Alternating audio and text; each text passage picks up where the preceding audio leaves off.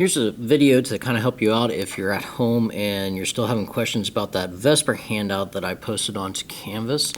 Let me kind of show you how it works a little bit better with these two examples. So my first example is going to be H2O, and we first need to draw out the Lewis structure. Okay, so 6, 2 electrons, so we have a grand total of 8 electrons for our compound. Oxygen is going to be our central atom, and we're going to draw a single bond to each of the hydrogen atoms. So we used up 4 electrons. We have 4 remaining. If you watched the lecture videos from earlier, hydrogen's happy with 2, and oxygen needs to get up to 8, and it already has 4, so those 4 remaining, we're going to put on oxygen as 2 lone pairs. Now, it doesn't matter how you put them on oxygen in the Lewis structure, so there's our 2 lone pairs. So the next part is going from 2D Lewis to 3D VSEPR. And the way that we do that is we first need to figure out how many items we have coming off the central atom. So we count outer atoms, and we also count lone pairs. So on oxygen, we have the 2 hydrogens and we have the 2 lone pairs for a grand total of 4 items. So now we come over here and we look at our handout, and we start with the leftmost column, and we look for the shape that has the number that we're looking for. So we said that we had 4 things. Tetrahedral is the shape that has 4 things coming off the central atom. With VSEPR, we don't show any lone pairs on either the outer atoms or the central atom. Well, oxygen has 2 lone pairs, so we're going to move 2 spots to the right of tetrahedral to show what the VSEPR shape is going to be for H2O. So tetrahedral, 1, 2. Our VSEPR shape is going to be bent.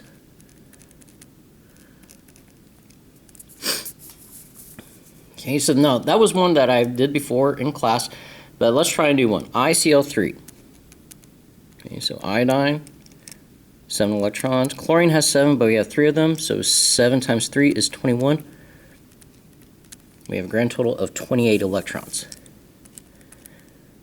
So drawing our skeleton structure, we're going to have iodine as our central atom, then a single bond to each of the chlorine atoms. We used up 6 electrons, so we have 22 remaining. Put lone pairs around our outer atoms. 1, 2, 3, 4, 5, 6, 7, 8, 9, 10, 11, 12, 13, 14, 15, 16, 17, 18. Okay, so that gives us 4 remaining. So with those 4, we're going to put them on iodine as lone pairs. And then we'll have an expanded octet. Okay, so now we are down to 0. Going from Lewis to VSEPR. So counting up how many things we have coming off iodine. Well, we have our 3 chlorines, 1, 2, 3, and we have 2 lone pairs for a grand total of 5. So we come to our handout. We look to see what shape has 5 things coming off of it. Well, linear just has 2. Trigonal planar has 3. Tetrahedral has 4. Trigonal bipyramidal has 5. Okay, now 2 of the 5 things that we have coming off our central atom are lone pairs. So we got to move 2 spots to the right. So 1, 2. So the VSEPR shape for ICl3 is going to be the T shape.